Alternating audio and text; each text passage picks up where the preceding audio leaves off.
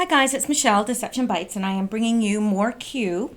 This will cover the 21st. There was one post yesterday, the 21st, and there are several posts today, which is the 22nd, and it is now 11:56 p.m. Eastern Standard Time on May 22nd, so this will bring us up to date. Now, I have been having quite a few technical difficulties tonight, and this is like the third time I've tried to record this. I think I have it fixed, but there's just some weird wonky stuff going on. So anyway, now let's get right into this because as I said, I've already went through this stuff, but I'll go through it again just for you.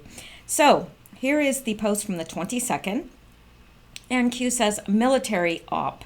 And I think he's saying military operation. Now, there is some, confusion over what this green might possibly be. Now, I don't know if, I personally think that he's saying green. It's a go. I know somebody else had thought it might be a reference to the helicopter driver in the whole Rothschild thing that went wrong, the helicopter crash, that it could actually be the pilot, Green, that died. I don't think so because it's totally out of context to the rest of the post. So you have to look at it in its context, and that's out of context. So I think he's saying it's a go.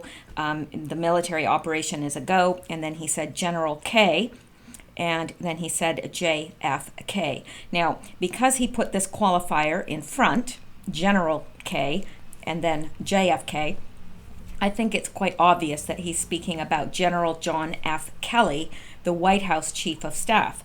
But knowing Q and the way he operates and sometimes likes to throw in those double meanings, it could also be JFK, the president that was assassinated in 1963. So, but given the context, I would think that he is generally referring to General John F. Kelly, the White House Chief of Staff. Then he said full disclosure. Now I think he's saying full disclosure coming. And general statement and ... Once the extremely guarded and highly classified information is finally revealed to House investigators, DNI, public, Rod Rosenstein must recuse or forcefully terminate it. So what he's saying, this is a general statement, okay? Once the extremely guarded and highly classified information is revealed, and it's, revealed to both the House investigators, the DNI, the public, then Rod Rosenstein will either have to recuse himself or be forcefully terminated. So I think this is pretty straightforward. I mean, I don't think that there's anything more to explain in that. Now, Rod Rosenstein, problems. And I think he's saying two things here. I think he's saying that Rod Rosenstein has problems, and there are problems with Rod Rosenstein. So I think that Rod Rosenstein's, he's in a little bit of trouble now.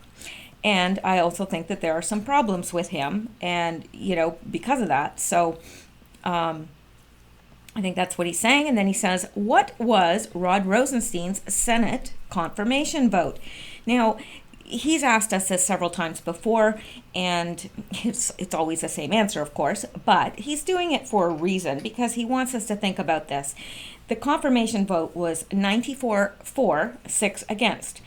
And if Rod Rosenstein was clean and not a member of the swamp or the deep state or the cabal, would he have had that overwhelming, vote of confidence from, 94% were for him? So if he weren't part of the deep state, do you think it would have been that high? Because that the Democrats, the ones that have their hands the dirtiest would have been like, no, we don't want him in, no, right? But there were only 6 that didn't want him in. And they were probably the ones that weren't part of the deep state. So I think he's wanting us to think about this, that, it's pretty obvious by the fact that there was such an overwhelming, you know, confirmation vote in his favor, that that's a good indication of something. And of course, Sessions just barely squeaked by the skin of his teeth. So then the next thing he says is Ray reports to Rod Rosenstein. And he tells us this is an important fact, because I think he's saying trust Ray, not Rosenstein, because he has said that in the past, to trust Ray. So obviously, I think here, Ray reports to Rod Rosenstein. So if Rod Rosenstein is dirty, well, then Ray can be as squeaky clean as anything, but he could be pure as the driven snow, but I mean, it might get stopped as soon as it got to Rod Rosenstein if he is part of the deep state. So that is an important fact. And it says trust. I think that he's saying trust Ray, not Rosenstein. And who do you trust? Well, he's told us we can trust Ray, and we trust POTUS. So, and we're told that we should trust Sessions. But to my knowledge, we've never been told that we should trust Rod Rosenstein. If he has said that, then it's certainly not something that I remember. So here he says, Rod Rosenstein, recuse, fired, who has direct oversight of Mueller. So Rod Rosenstein either is going to have to be recused. He either is going to have to recuse himself, or he's going to be fired. So who has direct oversight of Mueller? Well, normally a special counsel would report to the Attorney General.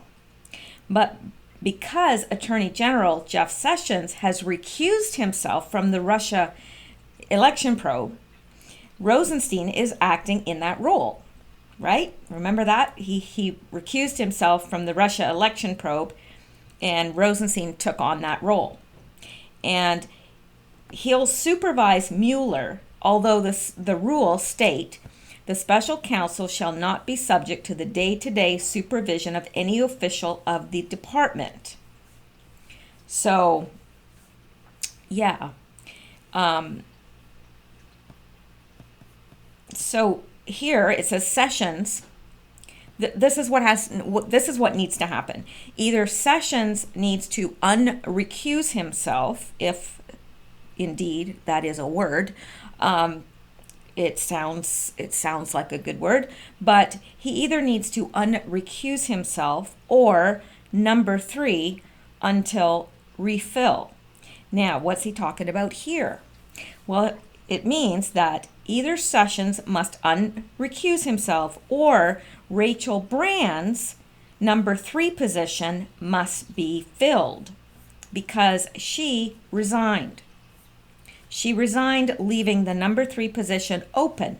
So it's saying until refill, Sessions has to either unrecuse himself, or the number 3 position until refill, they're going to have to fill that. So who's Rachel Brand? Well, let's go take a look.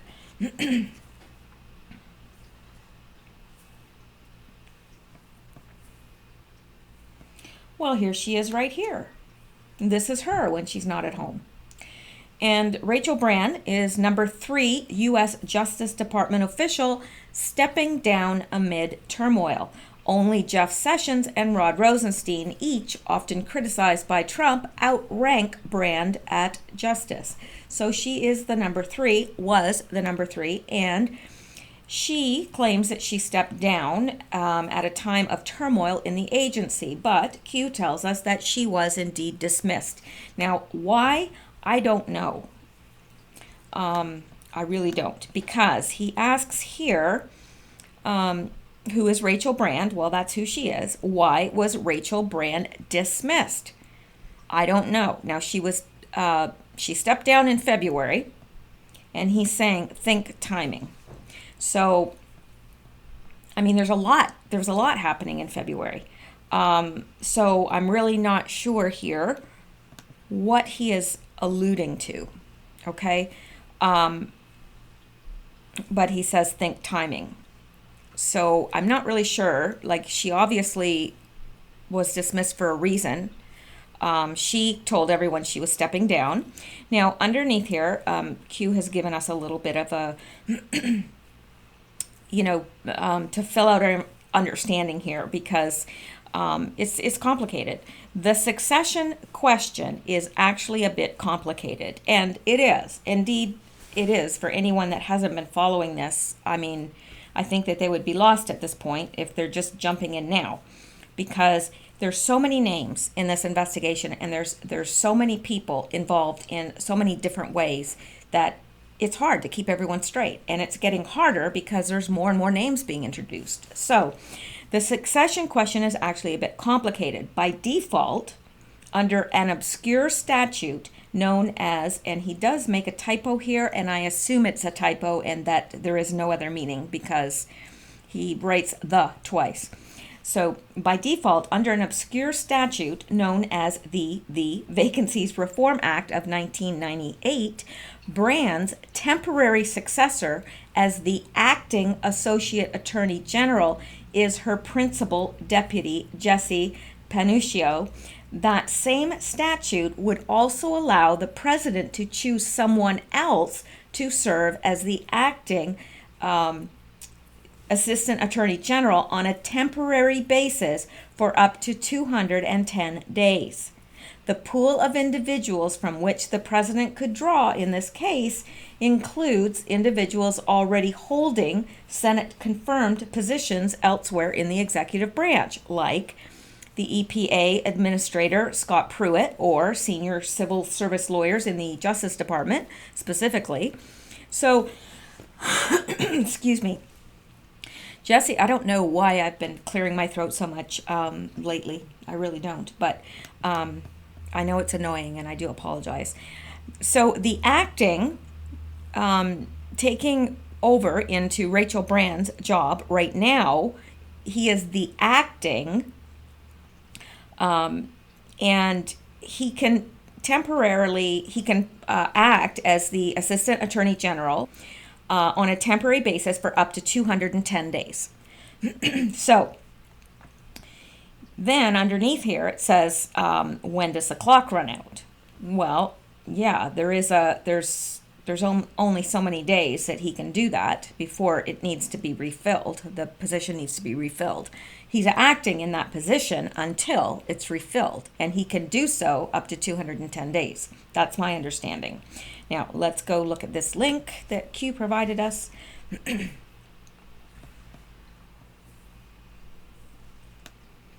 Okay, and this is Jesse Panuccio, and he is the acting Associate Attorney General of the United States. So, just telling us what we already know here. He's, okay, now. Why is Schneiderman's removal extremely relevant? Well, I would say that this is pretty obvious, because most of these cases against the cabal actors will be filed in New York. So Schneiderman was blocking the prosecutions, right?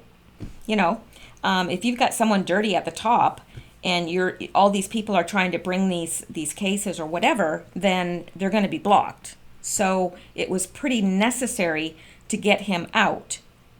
And of course, there was information found that necessitated his removal.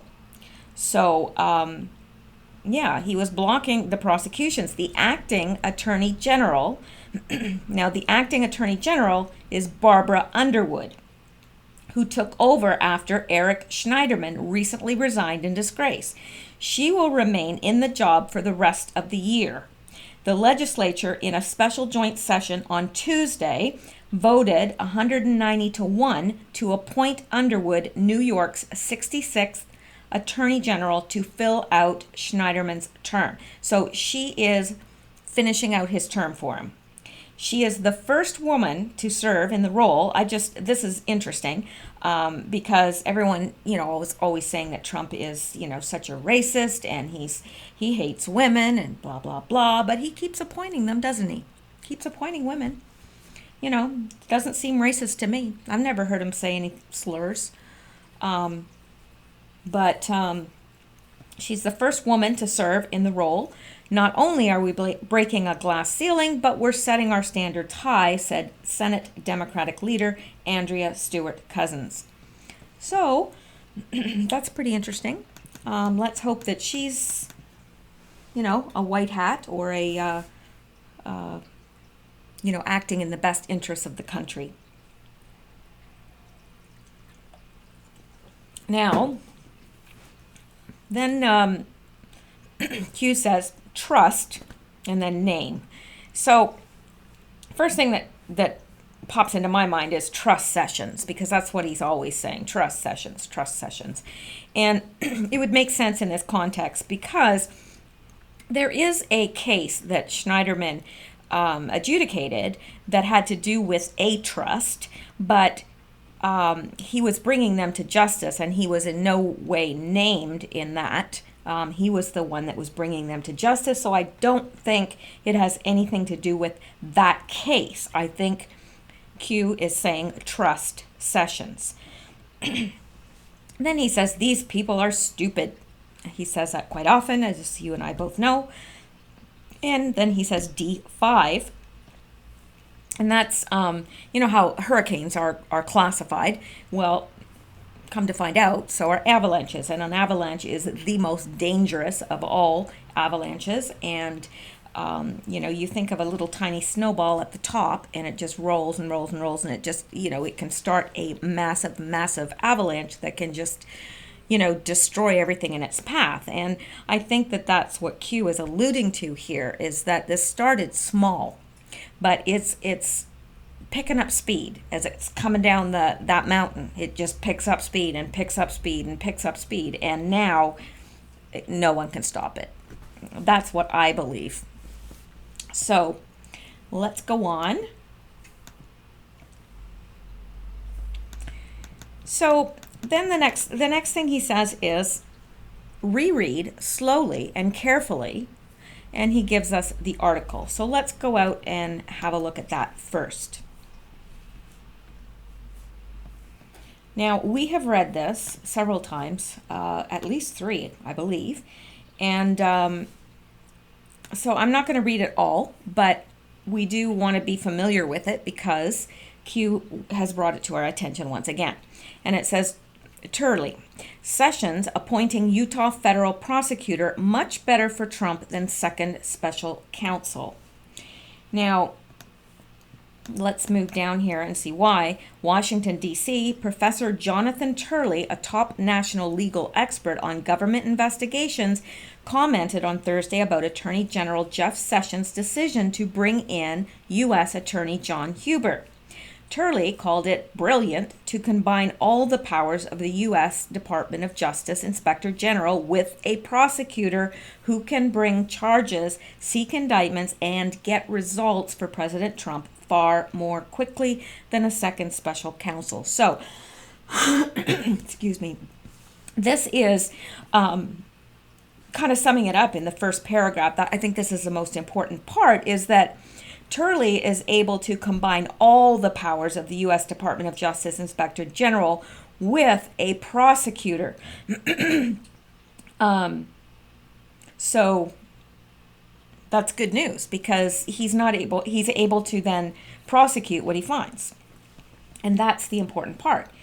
And down here,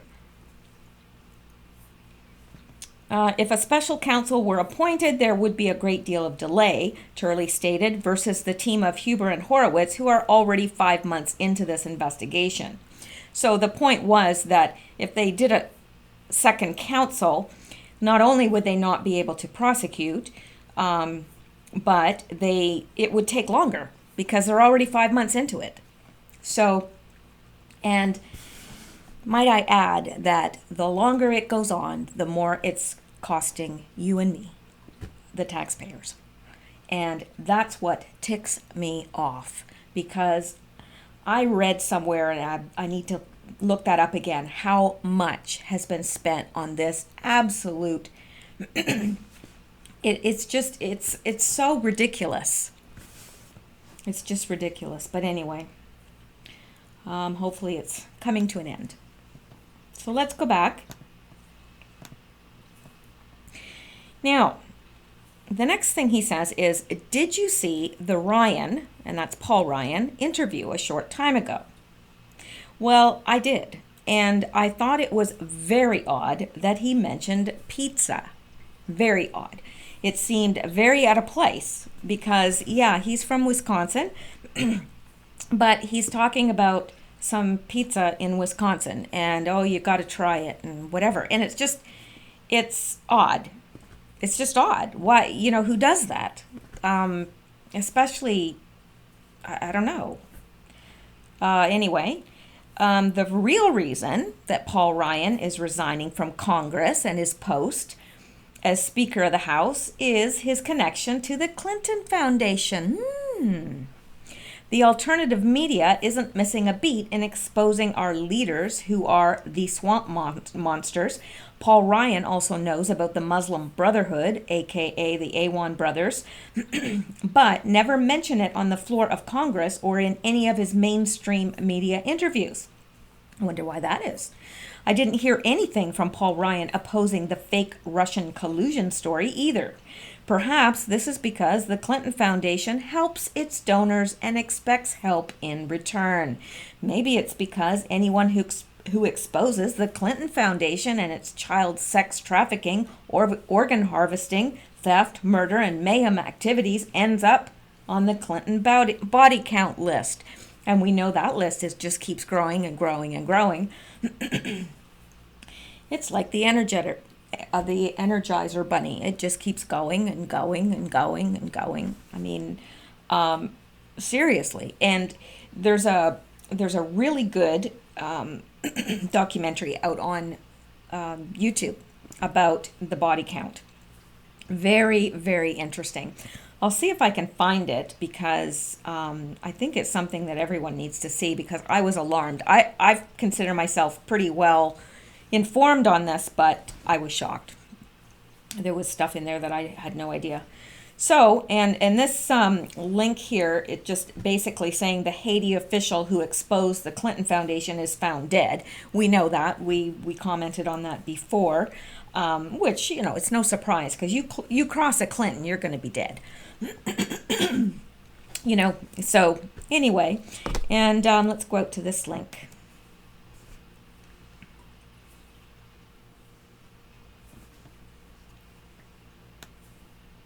I think the swamp, you know how people say they have frogs in their throat? I think the swamp has moved into my throat. That's what I think. The whole darn swamp. Anyway, smoking gun found in Huma emails, Clinton's panic. Hillary Clinton emails recently discovered on Anthony Weiner's computer revealed, among other things, that as Secretary of State, she helped Clinton Foundation donors. Well, isn't that a surprise? Clinton aide and Weiner's wife, I wouldn't want to be the wife of a Weiner, but hey, that's me. You may feel differently. Weiner's wife, Huma Abedin, connected State Department officials to a Russian cultural organization per request by Clinton Foundation donor Eddie Trump, no relation to President Trump. The content is for Silver, weekly newsletter, Gold, weekly newsletter, and all paid content, and Forum Access and all access trial, weekly all paid content, blah, blah, blah. This content is, okay, I'm sorry. I'm reading this and I'm going, okay, this makes no sense. And of course it doesn't make any sense because it has nothing to do with this up here. Basically, you have to register to get the rest of the content, and I'm not going to do that. So there you go. That basically is all we need to know anyway. So let's go back.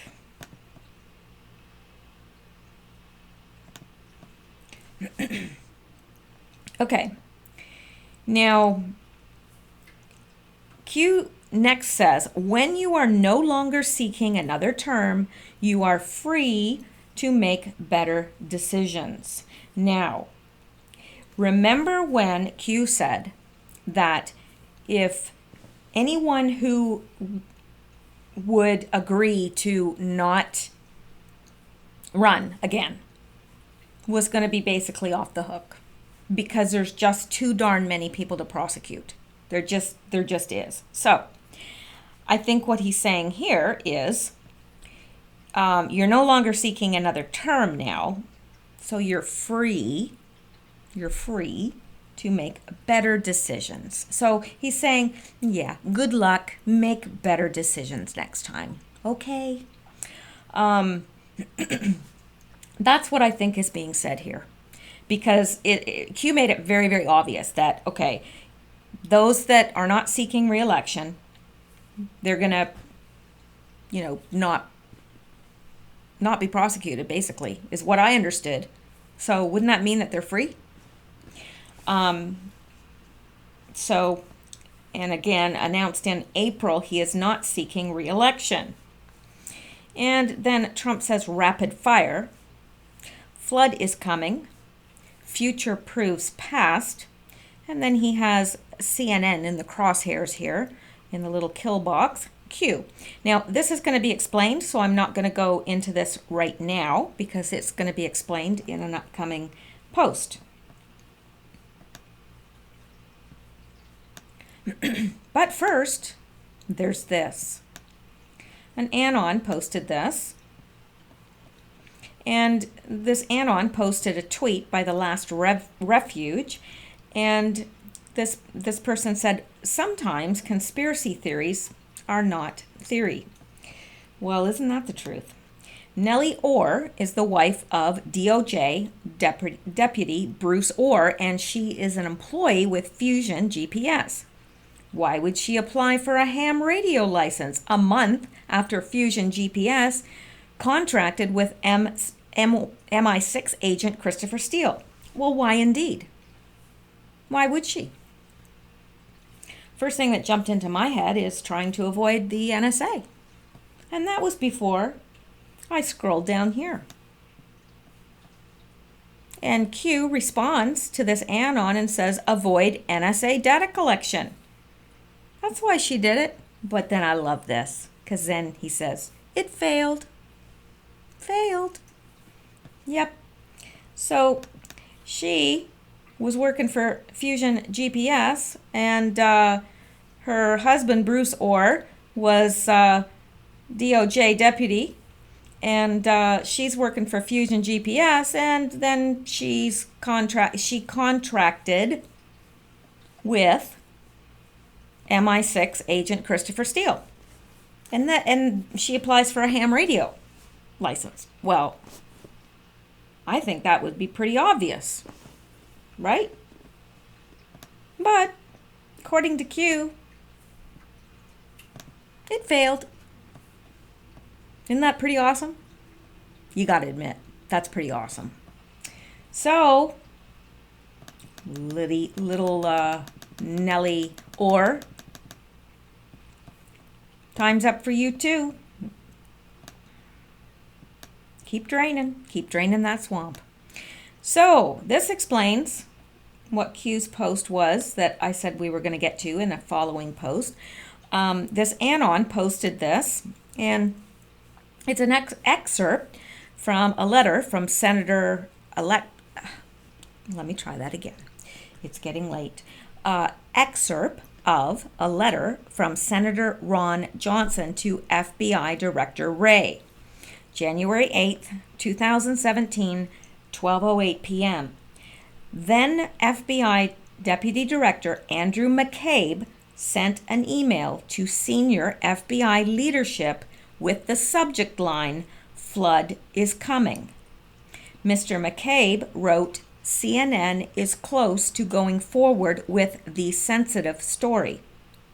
The trigger for them, CNN, is they know the material was discussed in the brief and presented in an attachment.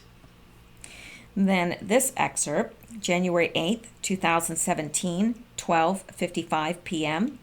Mr. McCabe emailed then Deputy Attorney General Sally Yates and then Principal Deputy Attorney General Matthew Axelrod with the subject line, News. Mr. McCabe wrote, just an FYI, and as expected, it seems CNN is close to running a story about the sensitive reporting.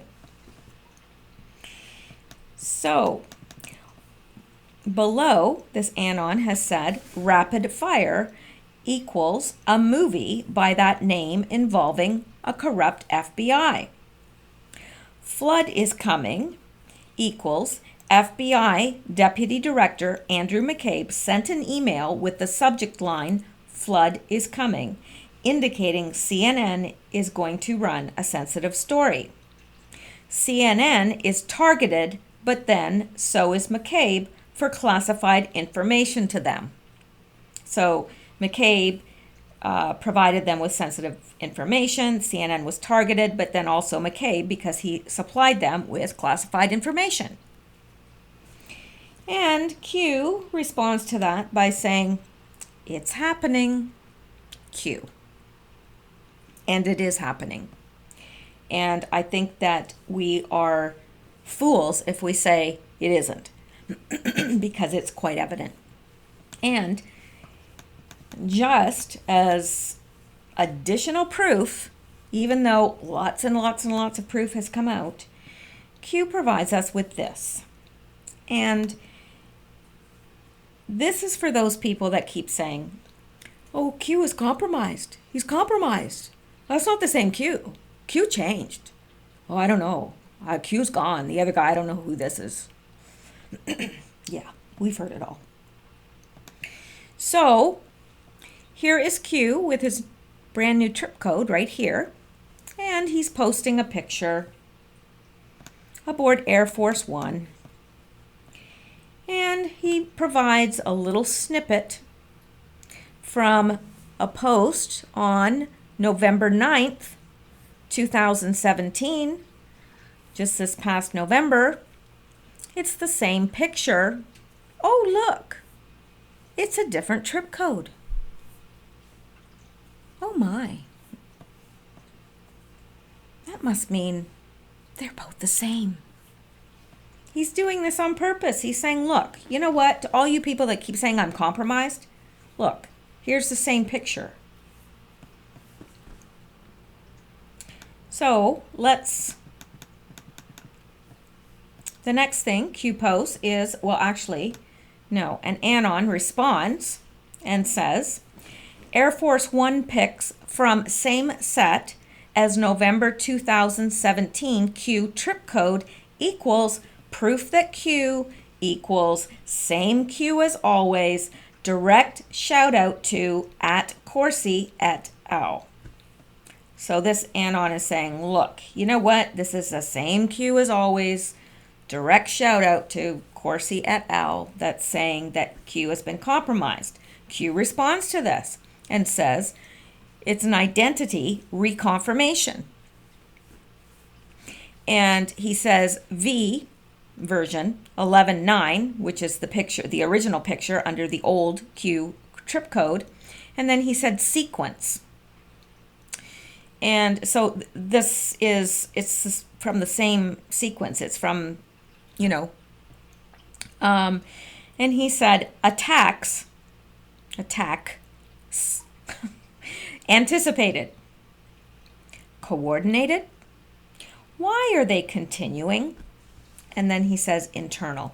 Now what he's talking about here are the patriots that should be on the same side. We're all on the same side. We're all fighting for the same thing. We all want justice for this, for the crimes committed by the same people. I mean, we're all pointing fingers at the same people and wanting justice.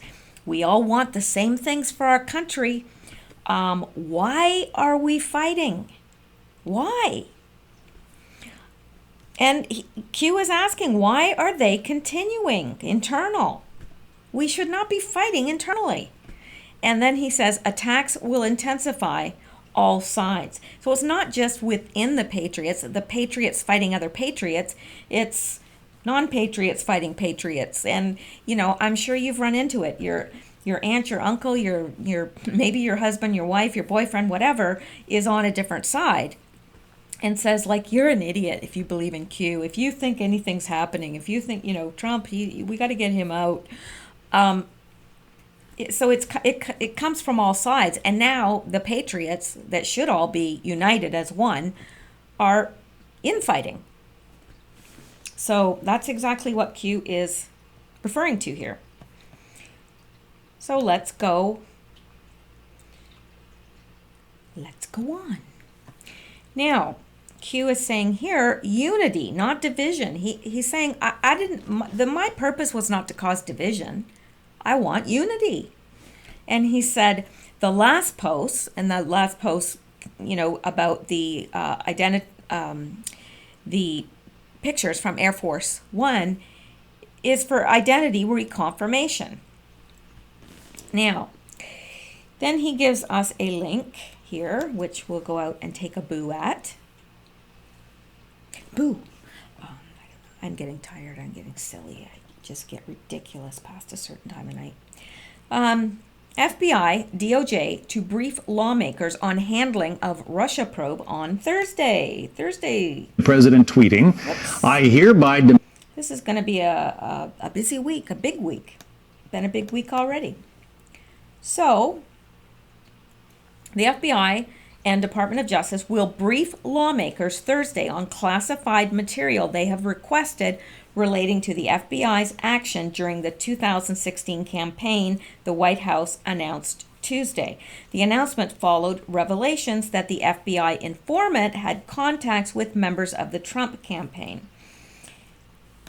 White House Press Secretary Sarah Sanders told reporters that the meeting, set up by Chief of Staff John Kelly, would take place on Thursday. Trump met Monday with Deputy Attorney General Rod Rosenstein and FBI Director Christopher Wray to discuss the expansion of the DOJ Inspector General's investigation to include, quote, irregularities with the FBI or DOJ's tactics concerning the Trump campaign, Sanders said Monday.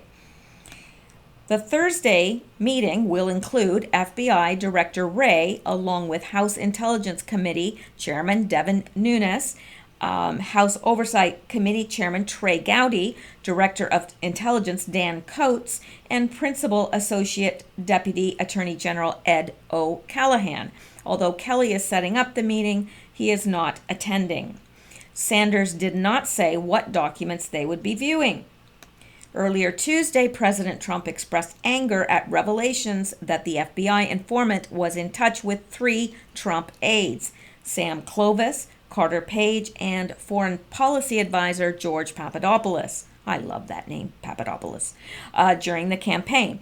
If they had spies in my campaign for political purposes, that would be unprecedented, President Trump said during an Oval Office meeting with South Korean President Moon Jae-in Tuesday, calling it a disgrace, and truly it is.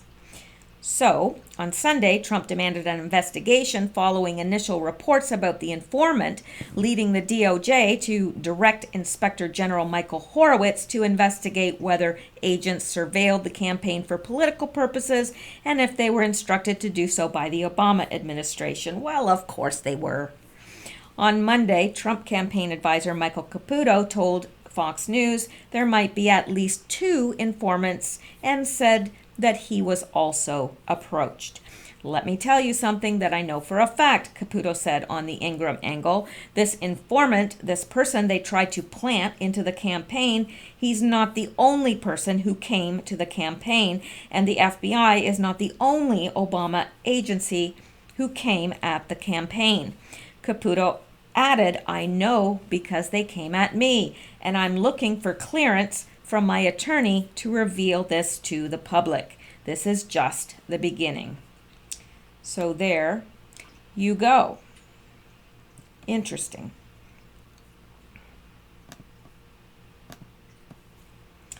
So then Q says, who is missing from the scheduled meeting? Well, that would be Rod Rosenstein. who is Ed O'Callahan? And we're going to read about that in a second. And he says acting. Ed, I think, he's referring to Ed right here. Ed, and then he puts Ed here in a kill box. Why? I don't know. Declassified. Pain. Enjoy the show. Q. Got your popcorn ready? You're going to need to pop some. You're going to need to pop some this week. Slather some butter on it. And get lots of napkins. All right. So, Deputy Attorney General Rod Rosenstein announces Edward O'Callahan as acting Principal Associate Deputy Attorney General. Deputy Attorney General Rod Rosenstein today announced that Edward O'Callahan will serve as the acting Principal Associate Deputy Attorney General. O'Callahan, who has been serving as a Principal Deputy Assistant Attorney General. That is a long name. Could you imagine putting that on your nameplate on your desk? Like, seriously. Principal Deputy Assistant Attorney General in the National Security Division will replace Robert Hur, who is succeeding Rosenstein as the United States Attorney in the District of Maryland. So, and then it just goes into blah, blah, blah, blah, blah. So that is who he is. Now, whether he is with the good guys or the bad guys, I don't know.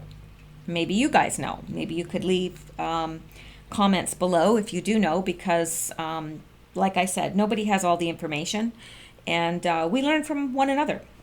That's why we're all here. So that is it for the post tonight.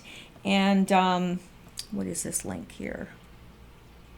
Oh, yeah. So there was more than one FBI informant that tried to infiltrate the Trump campaign, but we've already touched on that. So that is it for tonight. That brings us up to date with the Q post. Now, I have been looking into something else, which is partly why I didn't post yesterday. One of the reasons was because there was only one post, and the second reason was because I got so involved in investigating the crash in Hawaii. And boy, oh boy, I just could not tear myself away from it, really. And it's got me behind with a lot of things because I really could not tear myself away. And I found a lot of really, really fascinating information. And I pray that there is justice for this woman. I really do.